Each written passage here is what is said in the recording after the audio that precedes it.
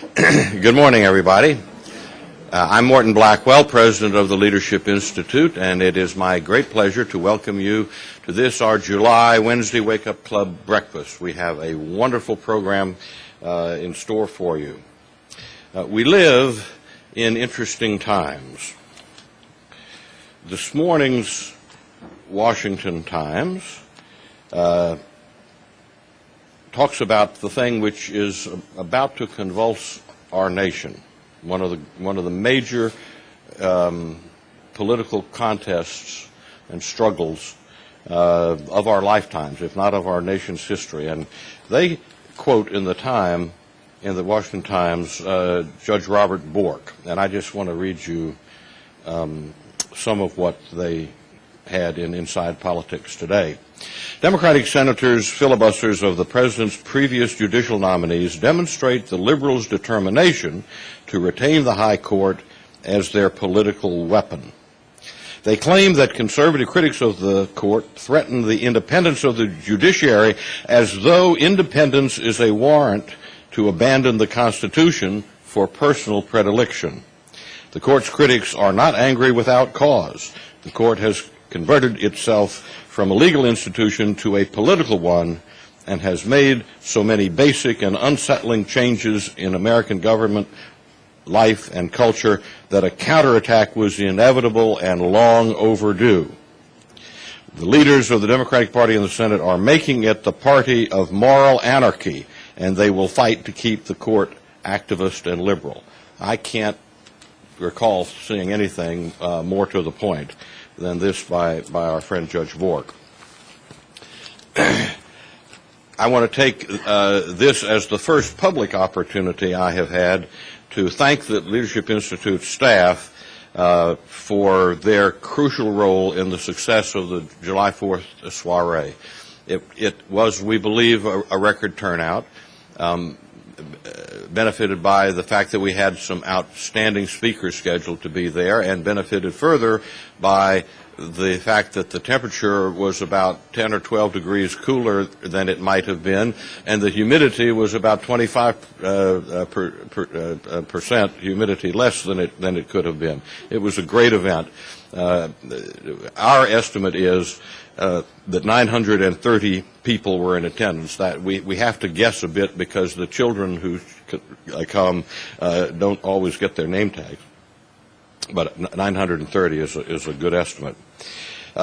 You can purchase a copy of this morning's presentation or past Wednesday Wake Up Club breakfast right across from the elevator after this breakfast. The Center for Print and Broadcast Media will mail you as many of those tapes as you'd like at the fine price of $15 apiece. In 2005, thus far, the Leadership Institute has trained 2,734 students and placed 43 job seekers through the Employment Placement Service. And on the table in front of you, you have the Institute's current 2005 school schedule. I encourage you to look over the year's events and consider attending some of them or sending friends to these programs. Now it's my pleasure to introduce to you Ashley Hall for an invocation and Pledge of Allegiance. Ashley is an intern at the Leadership Institute. She works in the tour department. She is from Everett, Pennsylvania. She's graduating this December from Bucknell University. And before coming to the Institute this summer, she traveled to Northern Ireland, where she studied the sectarian conflict and the current peace process. She also conducted research within the segregated sectors of their school system. After graduation, Ashley will seek employment in the D.C. area in order to gain practical experience before attending graduate school, where she intends to study in a dual degree program of public policy and law. Ashley, would you come lead us in the invocation and offer the pledge? Let's pray. Dear Heavenly Father, thank you for this food we are receiving, and please use it to bring nourishment to our bodies. Show your guidance to Dr. Edwards as he relays his message to us, and we thank you for your continued graces on this nation as we trust in you and we strive to keep our country's leadership and government on the right path. In Jesus' name, amen. If everyone stand, say the pledge, please. I pledge allegiance to the flag of the United States of America, and to the republic for which it stands, one nation, under God, with liberty and justice for all. Thank you.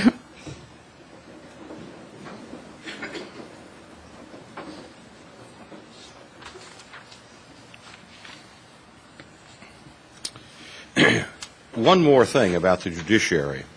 I recently read this book, a new Regnery book, Scalia Dissents, and I strongly commend it to all of you.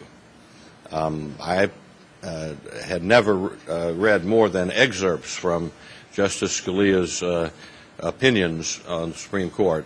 This is a wonderfully done book, and you will, as I did, learn a lot about the nature of the battle over judicial policy and judicial practices in this country. I would strongly commend it, and it would not surprise me at all if in an extended battle over the president's forthcoming nominee, this book didn't get a lot of attention by anybody who is serious about what we are confronting in the matter of our judiciary. Now it's my pleasure to introduce Denise Chaikin. She'll give us a report on the Leadership Institute's Effective Television Techniques Workshop. Denise has worked here since last July as our Media Services Coordinator, and as Media Services Coordinator, she handles our Effective Television Techniques Workshops and our Broadcast Journalism School. She graduated from Bucknell in 2004, where she was a founding member and president of the Bucknell University Conservatives Club and managing editor of The Counterweight, Bucknell's popular conservative magazine, which has received a lot of nationwide publicity. In her capacity as president of the Bucknell Conservatives, she was featured on the cover of the New York Times magazine, featured and appeared on MSNBC, and featured in the conservative documentary Brainwashing 101. Prior to working here at the Institute, Denise interned at the Foundation for Individual Rights in Education and the Intercollegiate Studies Institute. She is a native of the Philadelphia suburbs. Denise?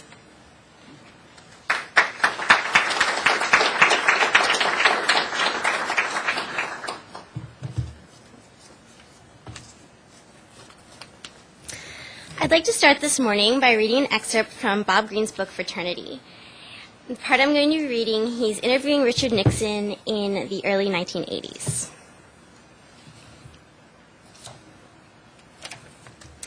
I've never seen myself on television, Nixon said.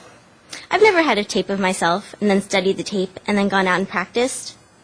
Greene says, I asked him if, in preparing to deliver speeches to the nation on some of the most consequential issues facing mankind, not to mention issues concerning his own presidency, he'd not thought it would be a good idea to study tapes of his previous performances, to see for himself what had worked on screen and what hadn't, to see with his own eyes what hundreds of millions of other people had seen when they'd watched him. Nixon looked at me as if he thought I just couldn't begin to understand. So anyone who can recall the 1960 presidential debates between Nixon and Kennedy probably isn't surprised to learn that Nixon didn't really value the importance of television training. Yet I think retrospectively we can all say that maybe he should have placed a little more value on that. And interestingly enough, a lot of people today still aren't really convinced of the importance of the need for TV training. A lot of times I'll invite people to our Effective Television Techniques workshop, and they'll tell me something like, well, thanks, Denise, that sounds like a really neat course, but I've been on TV a few times. I don't think I really need to come. Now, interestingly enough, throughout the course of his presidency, Ronald Reagan continued to watch and study tapes of himself on television to figure out what he did well and what he needed to do better. So in my opinion, if Ronald Reagan did this and continued to do so while he was president, there aren't that many people that we work with who couldn't benefit from a little TV training. So that's part of what we're trying to do here. We want to teach conservatives how to be effective communicators on television so they can get their message across and that they, like Ronald Reagan, can learn how to win.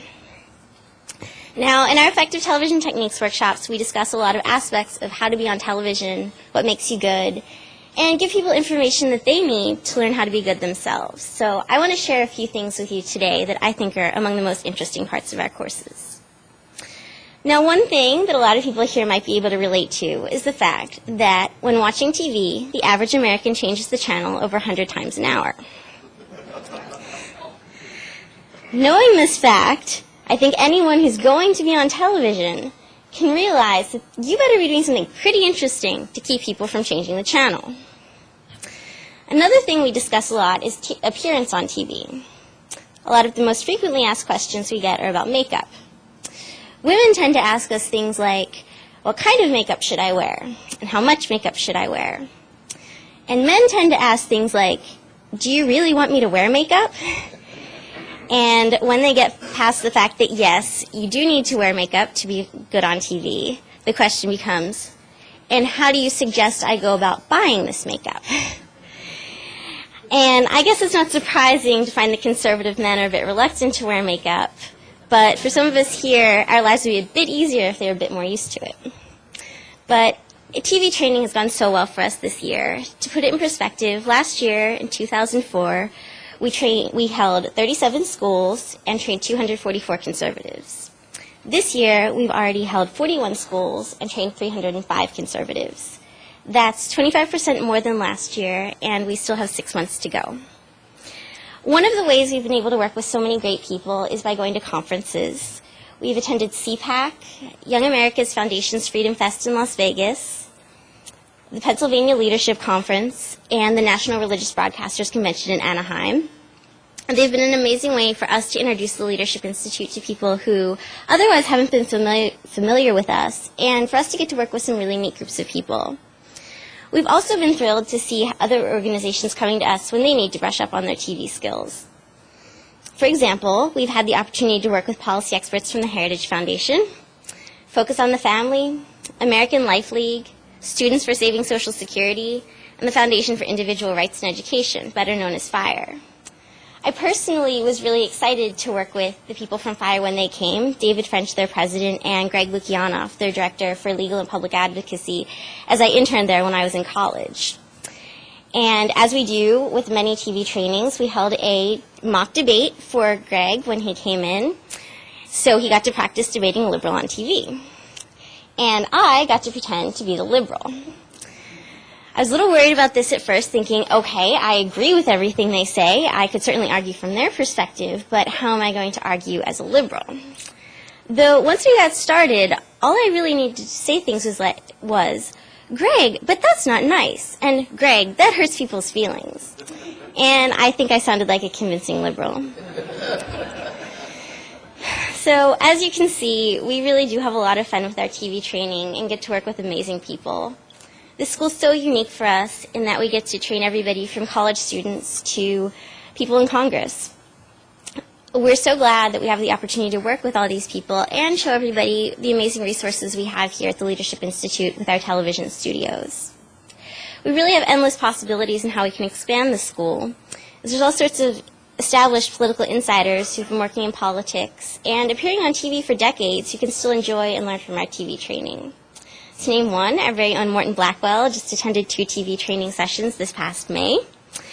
And in addition to Morton, it looks like we're going to be able to add many more elected officials to our list of notable Leadership Institute graduates, as just yesterday we got confirmation that we'll be doing TV training at the American Legislative Exchange Council Conference in Texas next month, where over 2,000 state legislators will be in attendance. In closing, I want to thank everybody who helps make this TV training possible, and read a note to you from Judy McCloskey that she sent us. She's a board member at CatholicMill.org and certainly understands the importance of learning how to be an effective communicator on television. Judy writes, To L.I. It goes without saying that this wife and mother of 6 could not do what I'm doing today, media clips, interviews, public speaking, and the like, without the professionalism of training provided by the Leadership Institute. Those who coached me know firsthand how nervous I was at the start. The training received at Leadership Institute has provided a strong foundation for the ever-increasing media opportunities we do that are vital to the work at Catholic Mill. Thank you, L.I. Judy McCloskey. Thank you.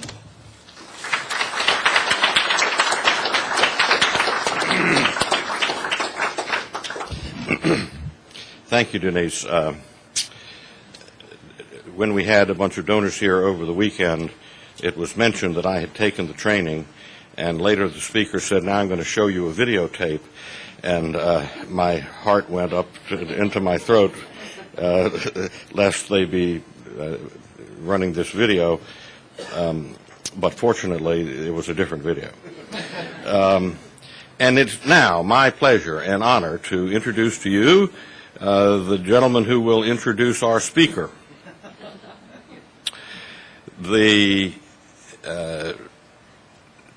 Actually, it's easier for Dr. Fulner to introduce Lee Edwards than it's the other way around, because Edwards works at Fulner's Heritage Foundation, and it's always somewhat easier for the introduction to go the other way around.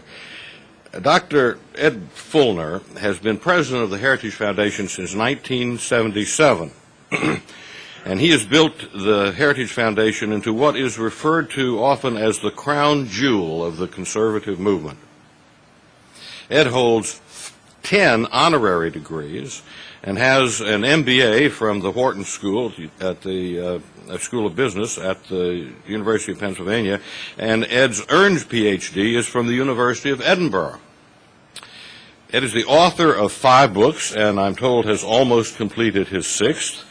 He has certainly been a good friend of the conservative movement and the Leadership Institute specifically from the outset. Really one of the key builders of the conservative movement and of a number of conservative institutions which he participated in the creation of, including on Capitol Hill, the House Republican Study Committee and the Senate Steering Committee, which are respectively the caucuses in the House and Senate where the conservatives get together as conservatives to try to influence the legislative process.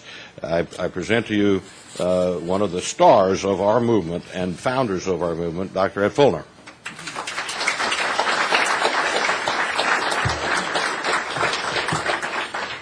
Thanks very much, Morton, for those very kind words of welcome.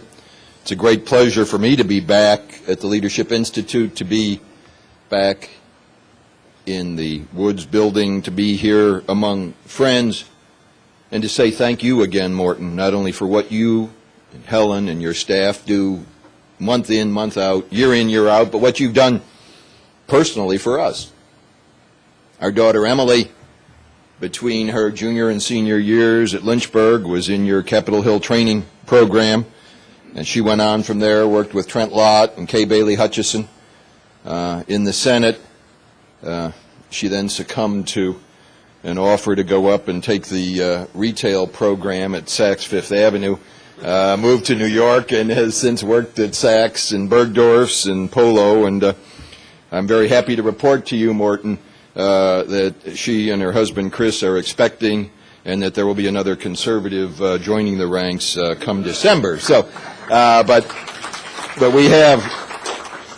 we appreciate very much what you do, and as you know, in the Heritage Lobby, in the part of our building that houses our intern programs, we display very prominently the saying, "Building for the next generation."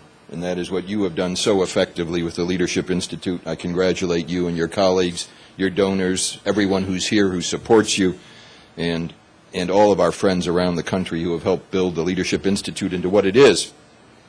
Lee Edwards, you have his biography in front of you in the green folder. I want to make 2 points about Lee Edwards. We were decrying the problem at our table this morning about, frankly, how little so many in our movement understand about where the movement was, how far it has come, what we have learned, and what we can do based on that learning of our past. It was to meet that challenge that we invited an eminent political theorist, an extraordinarily gifted writer, and a great historian, as well as a committed conservative, that goes without saying, to join us, I guess, almost 10 years ago as our distinguished fellow in conservative thought. Lee Edwards has kept the books in terms of what the conservative movement started as and what it has become. He has written the histories of what we call the indispensable 3 I's, the ideas that undergird us in terms of being conservatives, in terms of why we are involved in what we are involved in. That's the first I, ideas. The second I, the institutions. His history, not only of Heritage, which he did some 7 or 8 years ago, his history of the Intercollegiate Studies Institute several years ago, his history of the public interest law movement, which was just released earlier this year, his history of the whole conservative movement up through the current era, the institutions really that undergird the conservative movement. And the third I, the individuals, whether some of the early people involved in the conservative movement, like Walter Judd, who too many of us forget too easily, whether the prominent ones, like Barry Goldwater, like Ed Meese, and like the subject of his speech today, our own President Ronald Reagan. And it's in that context that Lee is here today to talk in that third category about one of the I's, the individuals. So you got the ideas, the institutions, the individuals. Lee Edwards, in that regard, has written some 17 books on different aspects of the modern conservative movement. Why another biography of Ronald Reagan? Because if you had the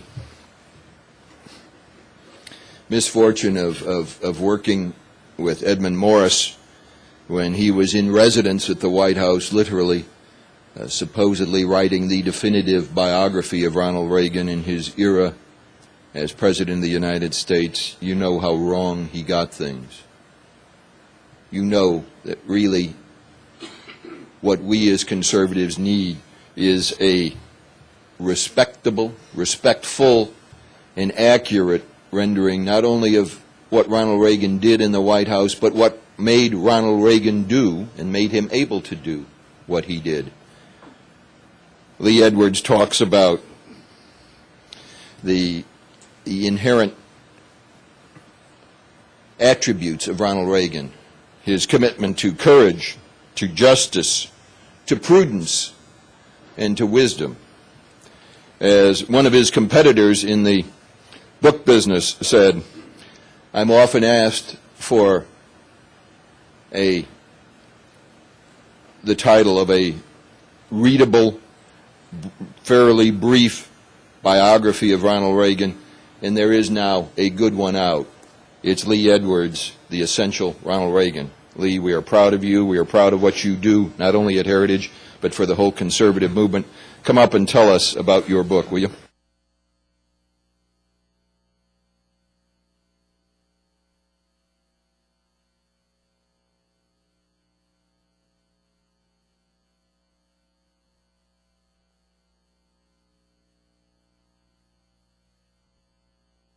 The indispensables of our movement, my boss, Ed Fulner, and maybe this is a time for me to ask for a raise, I don't know. And of course, to be so inspired by young people that we've heard so here this morning, and some of those that I had a chance to visit with before we started here this morning. It just feels so good to be here and to realize that our movement is strong, it's vital. It's going to keep getting stronger and stronger because of the young people who are here, and also, frankly, because of the older people among us who are supporting them and helping them, enabling them to continue their wonderful work. Well, let me talk to you just for a few minutes this morning about Ronald Reagan, and taken from my book, The Essential Ronald Reagan. I first met Ronald Reagan about 40 years ago. And my wife, Ann, and I were out in California. And we traveled around with him for about 2 days as he was going up and down the state of California considering whether he wanted to run for governor. This is the fall of 1965. And of course, we were impressed by him, a charismatic individual, somebody who could obviously give a wonderful speech, and the women were responding positively, and the men were responding. He was talking to Kiwanis groups and Chamber of Commerce's and women's groups and youth groups, and the response was almost uniformly positive. But we were wondering, okay, so he's charismatic, he's a good speaker, but what else is there?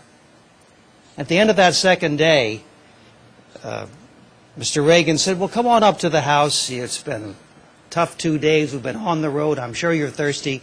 Come on up to the house. We'll have some iced tea. So we went up Pacific Palisades, his house overlooking the hills of Los Angeles, and he brought us into his house, which was not really a mansion. It was very nicely done, small pool, but just very sort of almost a modest house for someone who'd been a Hollywood star. And he said, well, seat yourself. And he went into the kitchen, he and Nancy, to make the iced tea. And in front of us were the bookshelves. Well, you know, anytime I see a bookshelf, I'm automatically going to go reach out and grab it and see what's there. So what was Ronald Reagan reading? What was important to him? What was shaping him intellectually? And I walked over there, and here were all of these histories, biographies, books on economics, serious books. And I said, And I remembered three in particular. Witness by Whittaker Chambers, this marvelous autobiography that Whittaker Chambers wrote about his becoming first a communist and then a Soviet spy back in the 1920s and 30s, and then why he broke with the Communist Party. Identified Alger Hiss, of course, in a very famous case. That didn't surprise me too much because I knew of Ronald Reagan's anti-communism. And the second book was The Law. Now, I'm sure, I don't know how many of you have read The Law by Frederick Bastiat. How many have read Bastiat? Oh, my goodness. Wow, that's impressive, Morton. That stuns me. Frederick Bastiat was a 19th century French liberal, in the classic sense, economist. And there was a book by him in the library of Ronald Reagan. Now, the third one was Economics in One Lesson by Henry Hazlitt, a classic of its day, and it still is. And I said to myself, and I looked over at Anne, I said, honey, this is not your normal, typical Hollywood actor. I hadn't read Frederick Bastiat's The Law, but Ronald Reagan had. And so I said, well, maybe he just went out to a used bookstore and bought, a couple of hundred books and put them there. So I began pulling the books out of and Anne's going, no, stop that, cut that. And I said, oh, they're out there with the iced tea. It's okay, honey. So I opened them. Dog-eared. Pages turned down. I know you're not supposed to do that, but he had done. Underlined.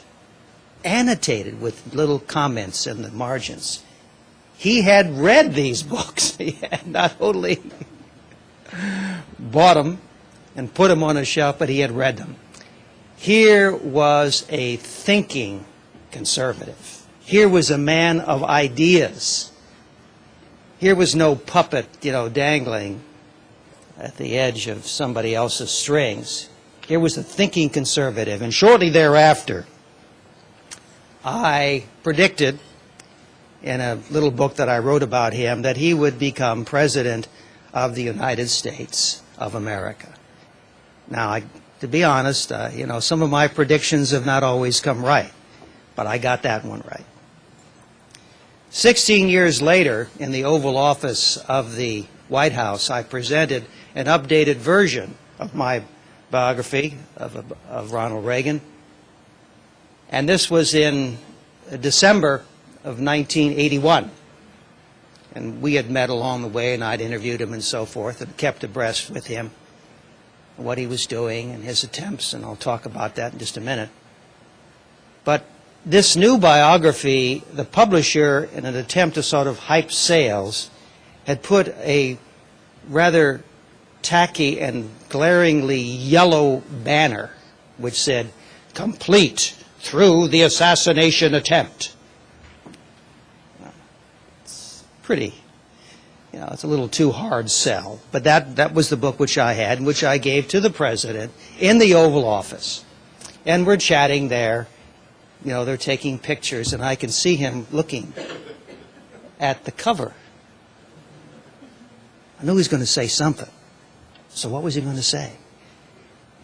So finally, lifts up, gets that little crinkly smile. He says, "Well, Lee, I'm sorry I messed up your ending."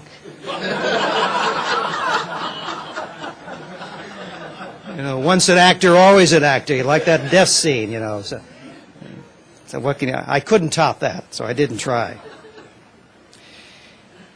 Ronald Reagan. So what is there about him? What are the qualities of leadership? And I've tried to think about this as I've written books about him and Barry Goldwater and Walter Judd and Ed Meese and others that I've been privileged to know and to write about. Physically, every one of them has remarkable vitality and stamina. They don't need Energizer batteries to keep going and going through crises and challenges which would put you and I in the hospital.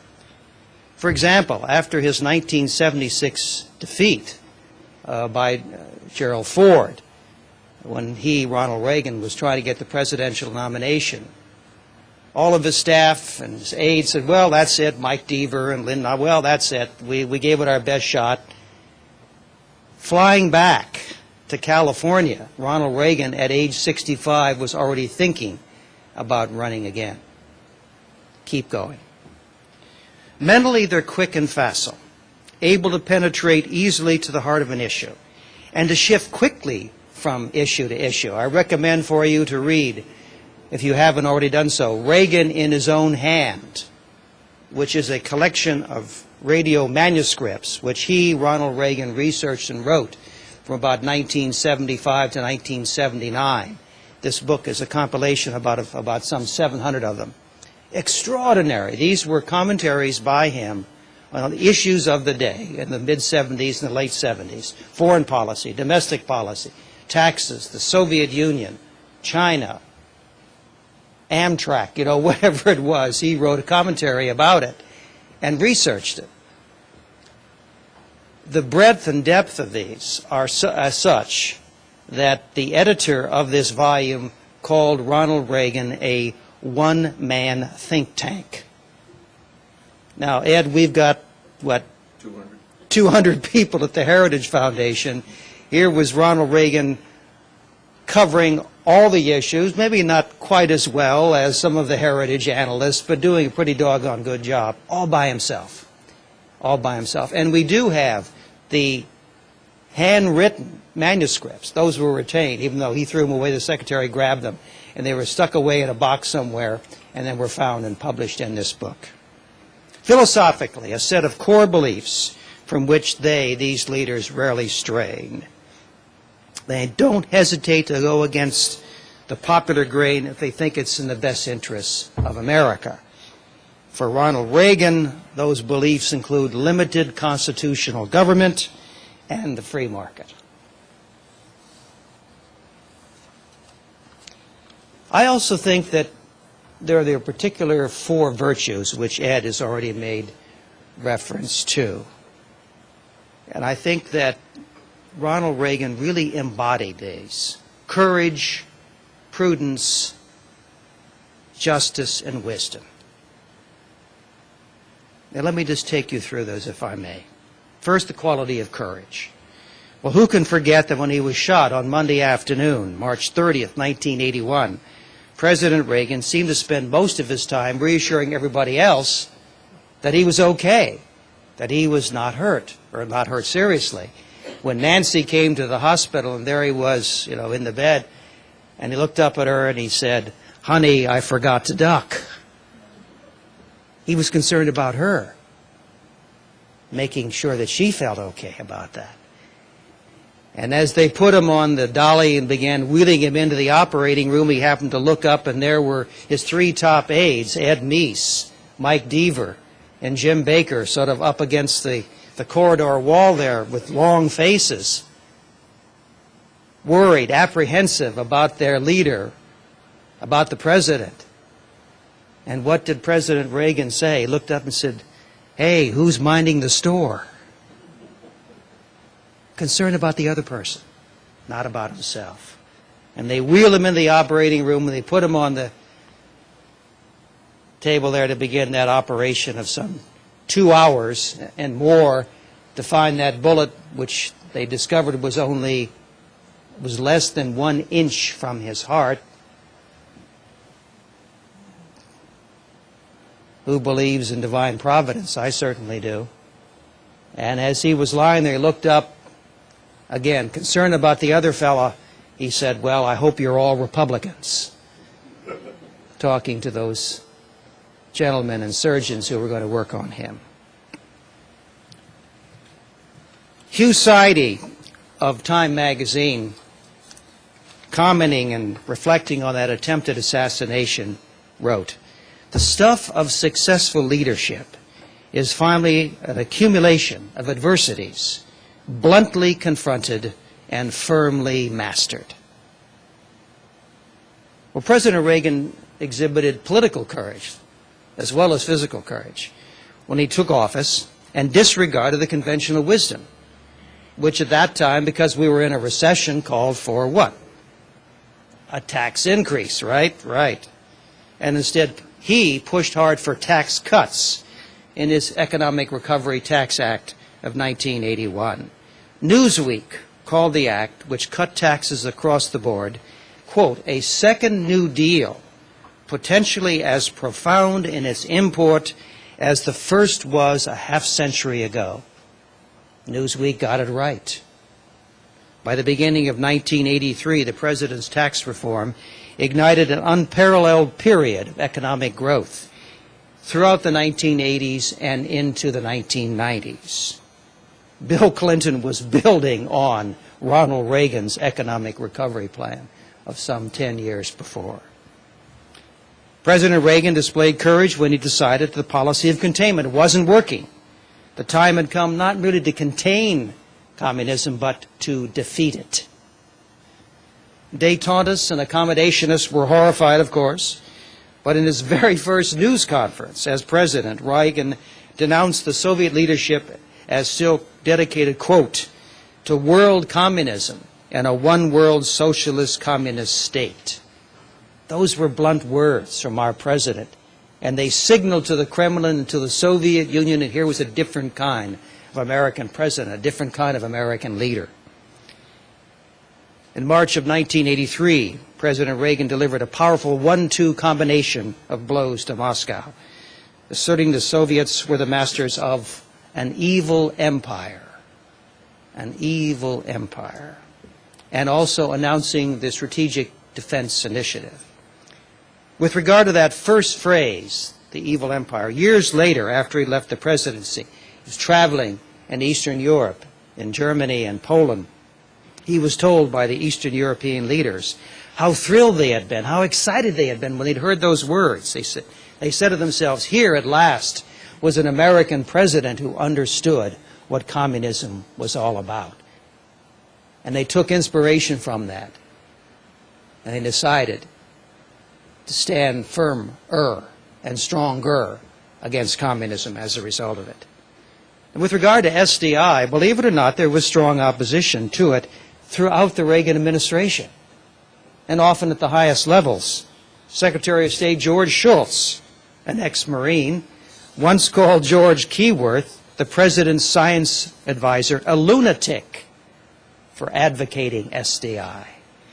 But Reagan didn't budge from his commitment, causing an admiring Keyworth, his science advisor, to remark that Reagan has this marvelous ability to work the whole thing while everybody else is working the parts. SDI, more than any other Reagan initiative, signaled to the Soviets they could not win an arms race with America and persuaded them to sue for peace. As Margaret Thatcher put it, Ronald Reagan ended the Cold War without firing a shot. Second, in Ronald Reagan, this quality of prudence. Consider the Reagan Doctrine. We assisted, through his leadership, pro-freedom anti-communist forces in key countries like Afghanistan, Nicaragua, Angola, and Cambodia. The Reagan Doctrine, along with everything else, was the most cost-effective of all the Cold War doctrines, costing us an estimated $500 million a year, and yet forcing the cash-strapped Soviets to spend several times that amount to deflect the impact.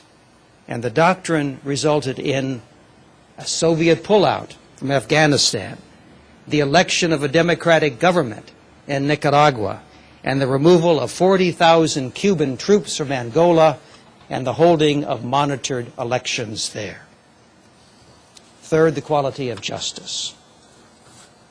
It wasn't politically correct, but President Reagan steadfastly defended the rights of every American from the moment of conception to that of natural death. He insisted that the administration, his administration, did not have a separate social agenda, a separate economic agenda, a separate foreign agenda. It had one agenda based on the principles of limited government, individual freedom and responsibility, peace through strength, and Judeo-Christian values. His administration therefore sought not only to put America's financial house in order and to rebuild the nation's defenses, but to protect the unborn and the manipulation of school children by utopian planners, and permit the acknowledgement of what he called a supreme being in our classrooms. Reagan even took his quest for justice to Moscow. In a moving speech in the spring of 1988, beneath a gigantic bust of Lenin at Moscow State University, the president, before a group of young students, explained that freedom is the right to question and change the established way of doing things. He lauded the continuing revolution of the marketplace and the right to follow your dream or stick to your conscience, even if you're the only one in a sea of doubters. That was 1988, spring. The following year, the Berlin Wall fell. 3 years later, the Soviet Union was no more. Coincidence or cause and effect? Fourth, the quality of wisdom. The ability to see and foresee what others cannot. The liberal historian Arthur Schlesinger, Jr. declared after a 1982 visit to Moscow, "Those in the U.S. who think the Soviet Union is on the verge of economic and social collapse, ready with one small push to go over the brink, are only kidding themselves." So said Professor Schlesinger of Harvard. 2 years later, the liberal establishment's favorite economist, John Kenneth Galbraith, published a glowing appraisal of Soviet economics. This is 84. Explaining the Russian system succeeds because, in contrast to the Western industrial economies, it makes full use of its manpower.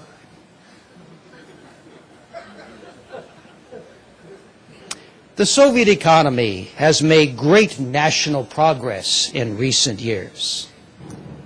Well, I wonder, as I'm sure you must wonder, was Professor Galbraith, in his praise of the Soviets' full use of manpower, referring to the Gulag? Well, Professor Schlesinger was poo-pooing the possibility of a Soviet collapse, and economist John K. Galbraith was praising the Soviets for their efficient use of manpower. President Reagan gave a prophetic address in the spring of 1982 to British members of Parliament at Westminster. He said, the Soviet Union was gripped by a great revolutionary crisis, and that a global campaign for freedom would ultimately prevail. There would be, he said, repeated explosions against repression in Eastern Europe. And the Soviet Union itself is not immune to this reality. And then, in one of the most memorable utterances of his presidency, Reagan predicted, quote, "The march of freedom and democracy will leave Marxism-Leninism on the ash heap of history." And so it came to pass.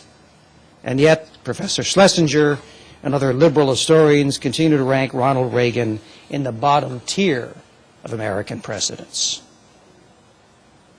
But I predict, in the essential Ronald Reagan, that Ronald Reagan will be judged one of the great American presidents.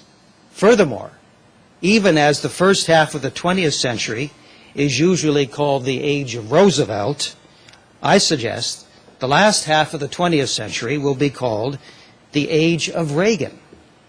Indeed, we are now in the 25th year of the age of Reagan.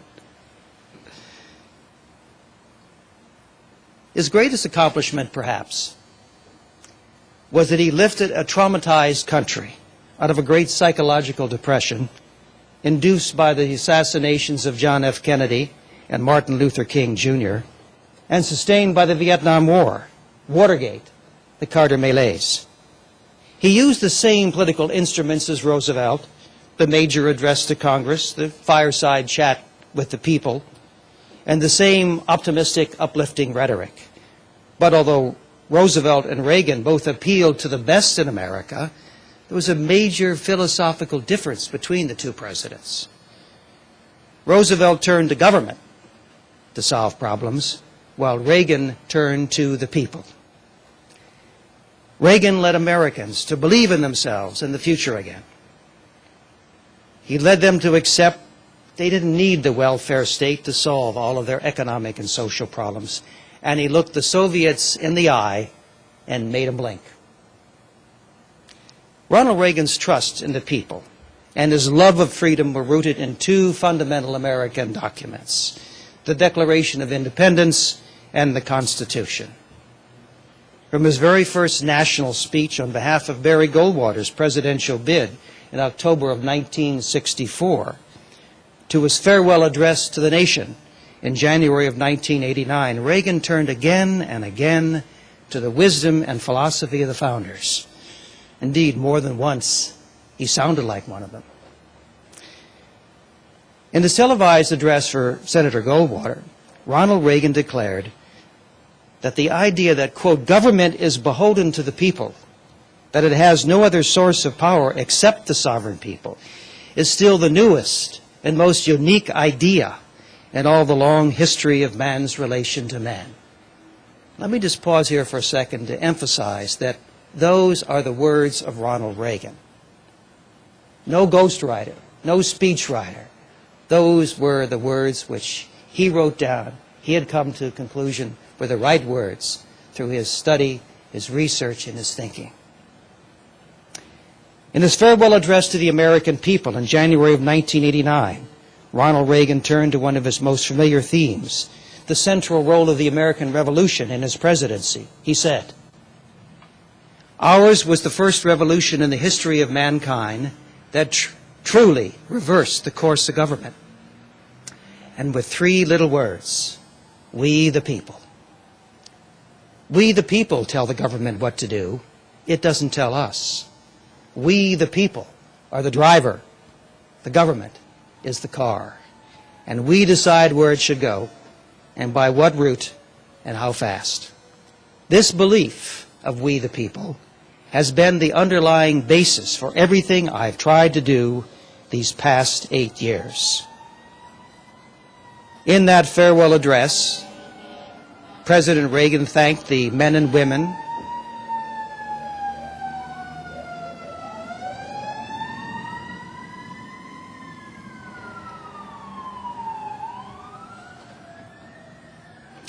In that farewell address, President Reagan thanked the men and women of the Reagan Revolution. Some of them are here this morning, for all they had done to make America, that shining city on a hill, stronger and freer, and to leave her in good hands. We set out to change the country, he said, and we changed the world. All in all, he said, not bad. Not bad at all. And having done his duty and served his country, as very few Americans have, Ronald Reagan went home. So let us be profoundly grateful for all he gave us, knowing we shall not see his like again in our lifetime, if ever. Thank you all very much.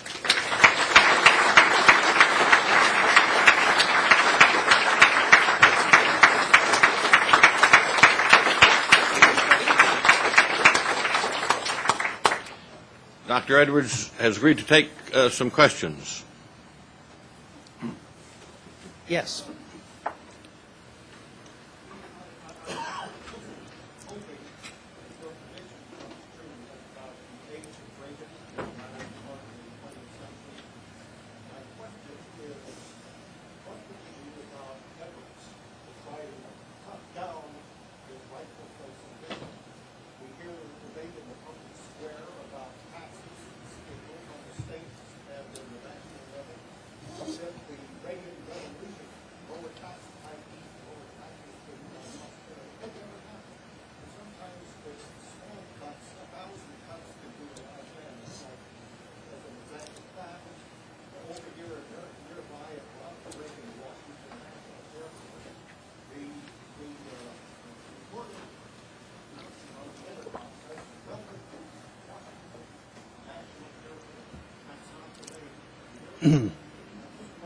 Right, right. The question is, what can we do to perpetuate the Reagan Revolution and his rightful legacy? Well, one thing we can do is you can buy copies of my book, The Essential Ronald Reagan. No, just kidding. No, I'm not kidding. Well, I think it's incumbent upon all of us, whether it's organizationally, whether it's Morton, or whether it's Ed, or other organizations that you all are part of, to make sure that we keep in mind what Ronald Reagan tried to do, what he did do, and to perpetuate that. And there were certain basic things, such as a limited government, such as a free market, such as individual freedom and responsibility, such as a strong national defense. And whatever opportunity we have, whether it's like voting for the right candidate, whether it's encouraging the right people to get involved in the campaigns, getting involved in campaigns, and that's the way I think that we can perpetuate the Reagan Revolution, just by getting active and staying active in politics and public policy. Yes, ma'am. Yes, sir. Do you see anywhere on the horizon a potential follower known proponent of Reagan's attitude, and anybody in sight? Do I see anybody else in sight who could carry on? Oh, yes. You mean in public life? Certainly, there are those in both the House and also in the Senate. Though I think our Reagan-aughts, if you will, Reaganites. I think also there are some governors as well. And I certainly know that there are a lot of young people, and some of them are here this morning, who love Ronald Reagan. They don't perhaps have had the opportunity to live through those wonderful years as you and I have been able to do. But they have seen him and they've heard him, that wonderful film clip of Mr. Gorbachev tear down this wall, and many other parts of the Reagan legacy are there on tape, on film, on television, and they're constantly being shown. And I think I'm optimistic. That's one of the reasons why I think Ed Fulner's let me stick around Heritage as long as he has, and that is I'm almost as optimistic as he is about what the possibilities are for our movement. Yes, sir. I'm sorry, ma'am. Yes, ma'am. Not a question, but a statement. Heritage Foundation has a reputation. With you as Heritage, with the new Secretary of Education, and the President Administration, I would like to see you become involved at the national conventions of the Education Association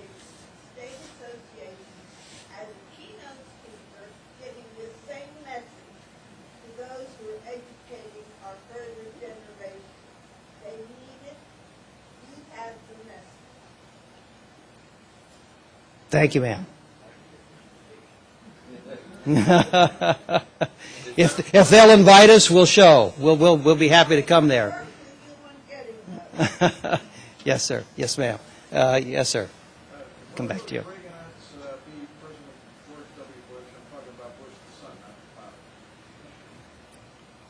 Well, I see a lot of Reagan-esque qualities in the President Bush, 43, George W. Bush. I think the way that, remember how he stood up after 9/11, his tax cuts, I think those two things come to mind. He's obviously for a strong national defense, so there are those qualities. At the same time, he has disappointed us on more than one occasion, and Dr. Fuller could get up here and talk for probably more than a few minutes about that, and there have been a few calls where we have criticized this administration. There have been a few calls from the White House, which Dr. Fuller has fielded as a result of that. So, but I think we have to keep in mind, there's only one Ronald Reagan. I mean, there's only one of a kind like him. But there are qualities in him, and I think what we have to do is to encourage qualities, Reagan-like qualities, in our leaders. And I think we can do that, as I said earlier, by getting involved and staying involved in politics and public policy. Yes, sir. I'm Dr. Robert. Today I'm so surprised. I hear about the book you published with Ronald Reagan, president. I'm so glad that, would you please, can I have this? May I buy this book or something that, because I love it, Ronald Reagan. I just come from Vietnam. Because my generation is my grandfather come from China. I'm so thankful with Ronald Reagan. I never forgot with him with my life. When I welcome in the United States in 1975 with the refugee. I'm so thankful all of you of American people and with the America land. It's my future land. And it's my country now. It's the freedom and get the human rights and democracy and everything. Ronald Reagan, the former president, Ronald Reagan, he's the one. I love it. All our community, Vietnamese, Chinese, we love it because he changed of the world. He changed with the communists. You know, the collapse of the Soviet Union, the communists, and the China, they changed the new, this policy of the communists, and almost, I know, you know, Vietnam too. In the future, they will change. That reason, you know, I so respect Ronald Reagan. He's the one. I'm so love him. And the last time when he passed away at California, every day, I've been in his building, you know. Every day, I come there. Then I get from a move for the TV, you know, they got my picture too. I try, I feel, you know, I love him with my heart because he is the one of president of the century, the 20th century, okay? Then right. He is to change for of the world, for the communists, the red line, you know, because before at the 1975, before that, when I was young, I think maybe the world will be paint all the red. You know, the people, the human, they worry about that too. But Ronald Reagan, he changed. He the first one to change. And now, it's up now, you know, with some president now, somebody Bush, he do something for the human rights too. I just want to say, to thank you. You read your public book of the Ronald Reagan. Would you please? Can I get some packet and I bring to... I think we have a couple of copies out here somewhere for you. Yes, sir. And I just think that this very eloquent testimony by someone who lived under communism, I've heard this from so many people from around the world, whether it's Eastern Europe, Central Europe, from Asia, and so forth, that how lucky we were to have. And we still have that spirit of Ronald Reagan with us, and it's up to you and I, and everybody in this room and beyond this room, to keep that spirit alive. Well, thank you all very much for coming this morning. God bless you.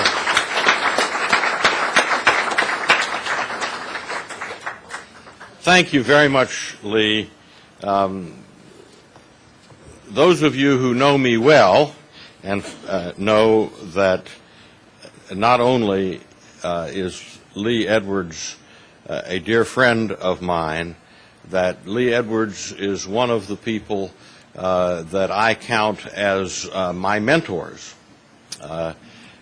When I came to Washington for the first time as executive director of the College Republicans in 1965, a job I had off and on 5.5 years. During that period, there were not many movement conservatives in the Washington, D.C. area. We used to say we could all fit into a phone booth with a little extra room, but we didn't among us have a dime to make a phone call.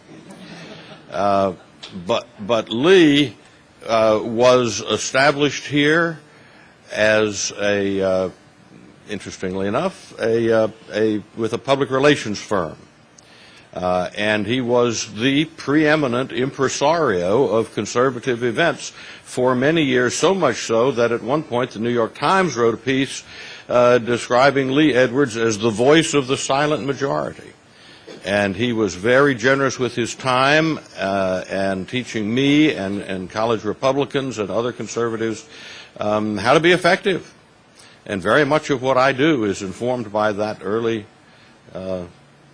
training I had with Lee, and we became good friends, and he and his wife Ann are great friends of Helen's and mine, and when our son was born, they handed off to us the baby carriage, which had been used for their last child. So we are long and strong good friends, and I have to tell you, in case you hadn't heard, come September, Helen and I will, for the first time, become grandparents. All right.